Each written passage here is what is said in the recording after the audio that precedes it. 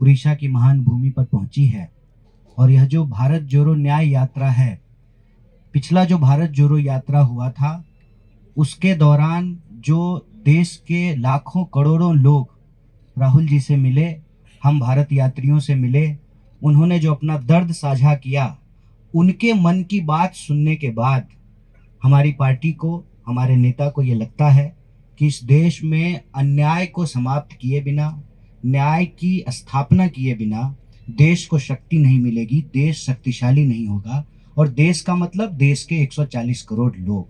तो ये जो देश के 140 करोड़ लोग हैं, उनके साथ, किसी के साथ भी जो अन्याय हो रहा है, उस अन्याय को समाप्त करने के लिए यह भारत जोड़ो न्याय यात्रा 5 तरह के न्याय की बात कर रही है। पहला, युवा न्याय।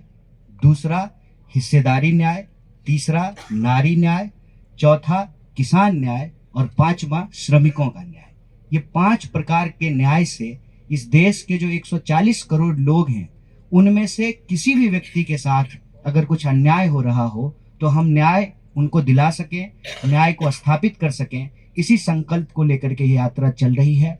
और आज जब हमारी यात्रा राउरकेला में है और जयराम जी ने आपको इस देश के पब्लिक सेक्टर के बारे में बताया कि किस तरीके से कांग्रेस पार्टी ने देश को आज़ादी दिलाने के बाद तमाम तरह से सहयोग इकट्ठा करके इस देश में पब्लिक सेक्टर बनाई, प्रश्न ये उठता है कि आज वो पब्लिक सेक्टर फ्रेंड सेक्टर में कैसे कन्वर्ट हो रहा है और क्यों कन्वर्ट हो रहा है, ये कौन सा मॉडल है। पब्लिक सेक्टर को प्रधानमंत्री जी नरेंद्र मोदी जी फ्रेंड सेक्टर में तब्दील कर रहे हैं।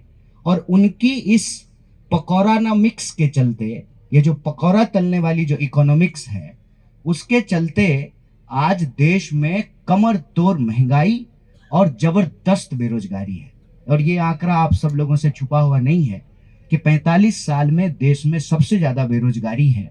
और जब आप बेरोजगारी की बात करेंगे तो आए दिन आपको इस देश के बेरोजगार नौजवान सड़कों पर आंदोलन करते हुए दिखाई देंगे। अभी आप लोगों ने देखा होगा कि रेलवे भर्ती को लेकर के नौजवानों ने एक बड़ा आंदोलन किया। आपने देखा होगा, अलग बात है कि आपने नहीं दिखाया, लेकिन आपने देखा जरूर होगा कि इस देश के नौजवान अपने रोजगार के लिए किस तरह से दर दर भटक रहे हैं। अगर आप सिर्फ केंद्र सरकार की बात करें तो 10 लाख से ज्यादा पद जो हैं वो रिक्त पड़े हुए हैं। प्रधानमंत्री जी इन पदों को भरने की कोई कोशिश नहीं करते हैं। उल्टे प्रधानमंत्री जी कहते हैं कि आप पकौड़ा बनाइए, मतलब वो इस देश के नौजवानों को उल्लू बनाएंगे और नौजवानों को कहेंगे कि आप पकौड़ा बनाइए। इसके पीछे मनसा क्या है? मनसा देखिए बिल्कुल साफ है, वो अपने दोस्तों की मदद करना चाहते हैं और दोस्त जो हैं उनके, वो पब्लिक सेक्टर को फ्रेंड सेक्टर में तब्दील कर रहे हैं। अपना जो है, जो जो पब्लिक की संपत्ति है वो अब निजी संपत्ति में कन्वर्ट हो रही है, बदल रही है।